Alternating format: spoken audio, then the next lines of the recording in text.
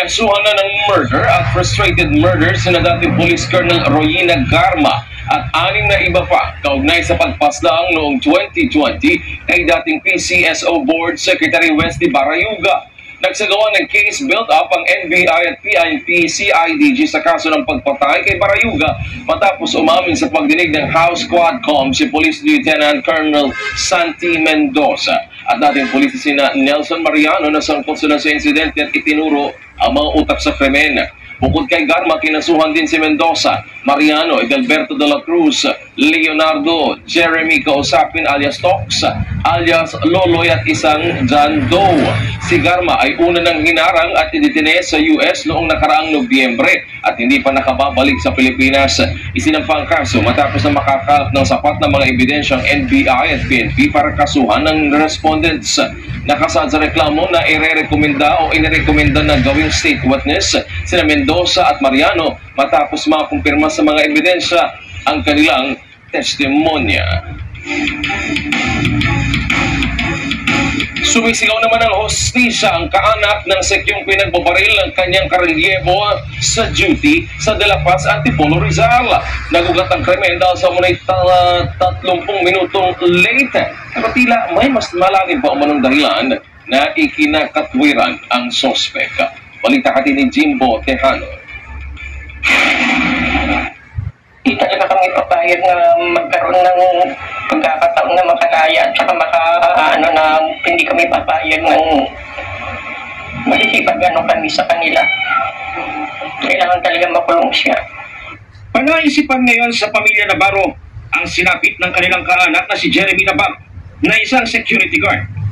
Ito'y makaraang walang habas na pagbabarili ng kanyang karelyebo sa duty sa De La Paz, Antipolo City, Rizal. Sa video, kita na malapitan at makailang ulit na pinaputukan ng suspect ang biktima gamit ang service firearms na 9mm caliber pistol hanggang sa ito'y masawi. Masakit po sa kalooban namin yung mag-anak kung nangyari sa kanya. Kasi magtatrabaho lang naman po siya kung bakit gano'n ang nangyari. Sa investigasyon ng Antipolo Police, pagkalit umano ng halos 30 minuto sa duty, ang naging mitya ng krimen. Pero, tila may mas malalim pang dahilan kung bakit nauwi sa karumal-dumal na pagpatay. Pagdating sa kanya ay madalas na gano'n ang ginagawa para imbes na alas 7 ang turnover nila. Lagi tumalampas ng 7:30 or more.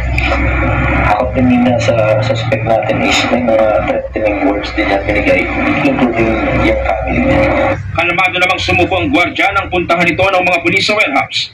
Maging ang baril na ginamit sa krimen isinuko sa otoridad.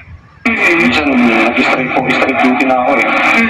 Tapos hindi niya na rin ako pinasukan nun. Mga nakaraan, hindi niya ako napasukan.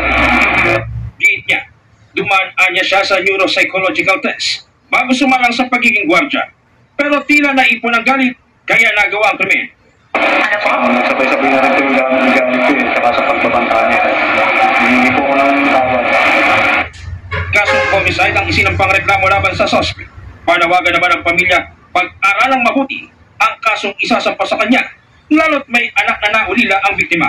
Di talaga kami papayag na magkaroon ng pagkakataon na makalaya at saka na hindi kami papayag ng makikipag-ano kami sa kanila. Kailangan talaga makulong siya. Kung magalit ka sa asawa ko, grabe naman ang ginawa mo sa kanya. Parang di mo naman inisip na may pamilya ka, na may pamilya din siya. Tapos grabe naman ang galit mo. Kung kami papayag na ganun lang.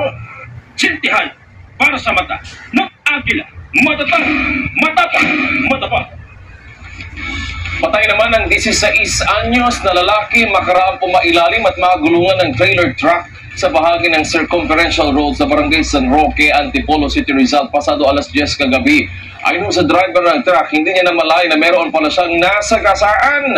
Kwento pa niya, magdidiskarga umano siya ng halos nasa 36 na tonelada ng mais sa Teresa, Rizal. Pero naantala dahil sa nangyaring insidente. Isang rider ang nakasaksi sa nasabing trahedya. Ayon sa kanya, pauwi na siya ng Taytay nang biglang dumaan ang biktima na tila nagmamadali. Dagdag ng testigo, nakakalagkad ang biktima ng ilang metro bago tuluyang mapahinto ang truck. Nasa posisiyon na ng Antipolo Police ang driver ng truck na makaharap sa reklamong reckless imprudence resulting in damage to property with homicide.